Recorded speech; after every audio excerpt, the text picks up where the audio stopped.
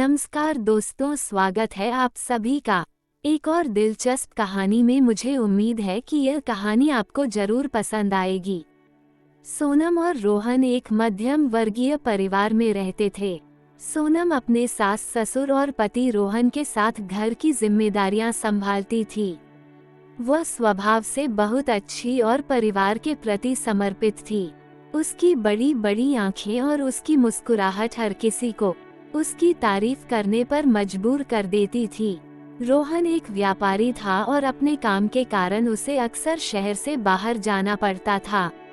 उसका छोटा भाई करण कॉलेज में पढ़ाई कर रहा था और घर पर ही रहता था। करण एक चंचल और मददगार स्वभाव का लड़का था। वह अपने परिवार से बेहद जुड़ा हुआ था और हमेशा अपनी भाभी सोनम की बहुत इज्जत करता था।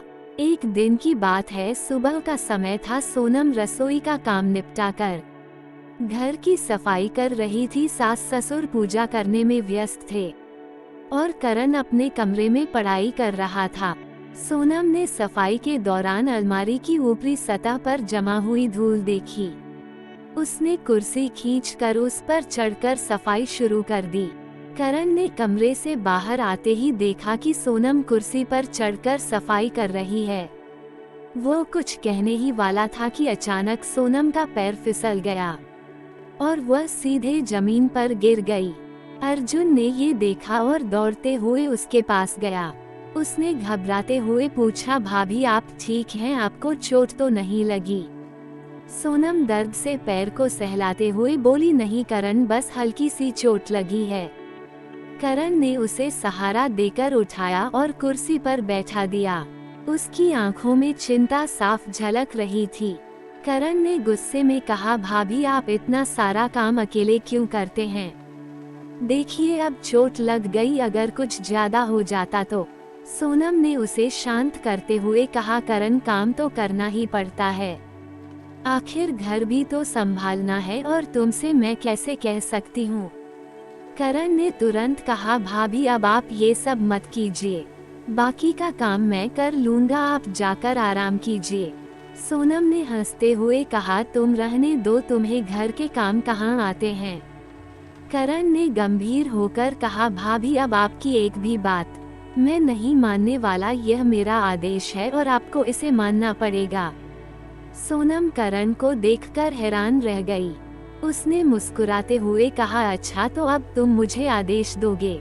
ठीक है, लेकिन ध्यान रखना कुछ गड़बड़ मत करना। करण ने मुस्कुराते हुए जवाब दिया, आप बेफिक्र रहिए भाभी, मैं सब संभाल लूंगा। उसके बाद अर्जुन ने झाड़ू पोंछा, बर्तन धोना और यहाँ तक कि रसोई का काम भी किया। शुरुआत में उसने थोड़ी गड़बड़ की, लेकिन जल्दी ही सब सीख गया। सोनम दूर से उसे देख रही थी और मन ही मन उसकी मेहनत पर गर्व महसूस कर रही थी। शाम को जब रोहन घर लौटा तो उसने देखा कि सोनम आराम कर रही है और करण किचन में खाना बना रहा है। ये देखकर वो हैरान रह गया। सोनम ने मुस्कुराते हुए कहा, रोहन तुम्हारे छोटे भाई ने आज मेरा सारा काम कर दिया, अब इसे रोज मदद करने को कहना। रोहन ने करण की तरफ देखा और हंसते हुए कहा, भाई लगता है अब तुम्हारी शादी करवानी पड़ेगी ताकि तुम अपनी भाभी को रोज राहत दे सको। करण ने मुस्कुराकर कहा, भाई शादी की बात छोड़ो, अभी तो मैं भाभी की मदद कर रहा हूँ। उस दिन के बाद सोनम और करण का रिश्ता और मजबूत हो गया।